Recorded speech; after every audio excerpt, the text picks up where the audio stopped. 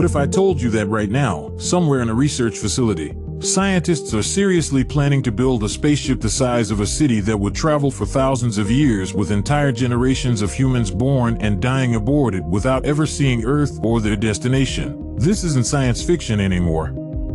This is the reality of generation ships, and the challenges we'd face are far more complex and terrifying than any movie has ever shown us. Think about it for a moment. You're born on a spaceship. You live your entire life surrounded by metal walls. You have children who will also live and die on this ship. Your grandchildren will too. And their grandchildren. For potentially 200 generations, your descendants will know nothing but the interior of this vessel, traveling through the endless void toward a planet none of them will ever be guaranteed to reach. The concept of generation ships emerged from a simple but profound realization. Unless we discover faster-than-light travel, which physics suggests is impossible, the only way to reach other star systems is to build massive self-sustaining spacecraft that can support human civilization for millennia. We're talking about journeys that could take anywhere from 400 to 4,000 years depending on the destination and propulsion technology. Science fiction has given us countless versions of these vessels. In movies like Passengers, we see sleek ships with hibernation pods solving the generational problem entirely. The Expanse presents the Canterbury and other ships that feel lived in and industrial. WALL-E shows us the axiom where humans have become completely dependent on artificial systems. But here's what Hollywood gets wrong. The real challenges aren't technical. They're human. Let's start with the engineering reality. A generation ship would need to be absolutely massive. We're talking about a vessel that could house anywhere from 10,000 to 1 million people, depending on the mission parameters. It would need complete atmospheric recycling, water purification systems, food production facilities, manufacturing capabilities, and enough redundancy that if any system fails, the entire civilization doesn't collapse. The ship would essentially need to be a complete ecosystem. But here's where it gets really interesting. The social challenges make the engineering problems look simple. Imagine trying to govern a society where the original mission planners are long dead, the destination is still centuries away, and the people making decisions have never known anything but life on the ship. What happens when Generation 50 decides they don't want to continue the mission? What if they want to turn around? What if they want to stop at a different planet? The psychological implications are staggering.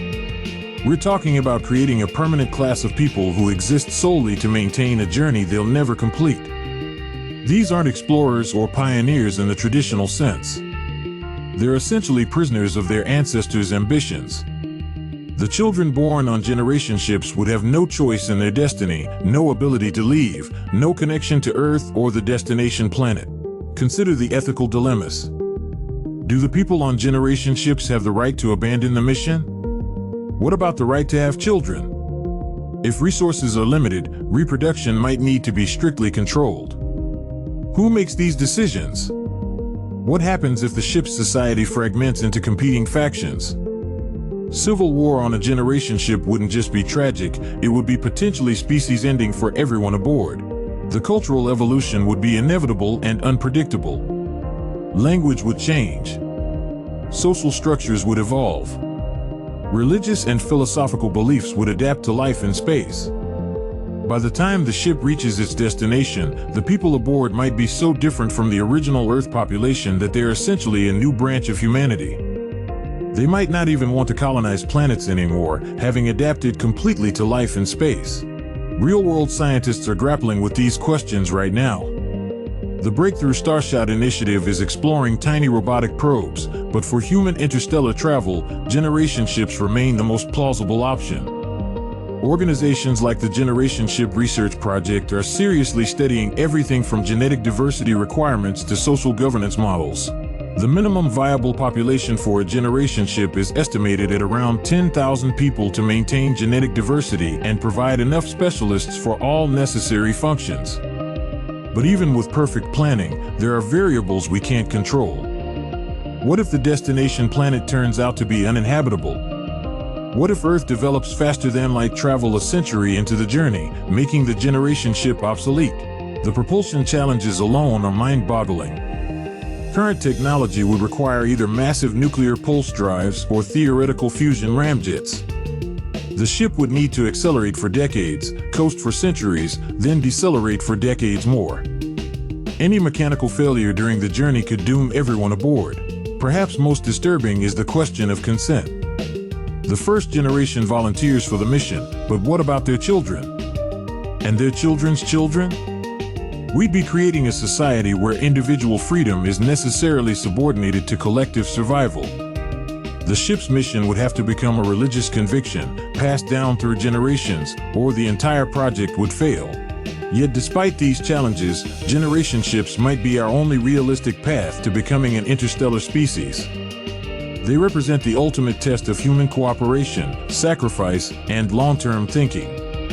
They would force us to solve problems of sustainability, governance, and social cohesion that we're struggling with even on Earth. The technology is theoretically possible. The real question is whether we as a species have the wisdom and commitment to send our descendants on a journey we'll never see completed. Generation ships aren't just about reaching other stars. They're about fundamentally reimagining what it means to be human in an infinite universe. What do you think?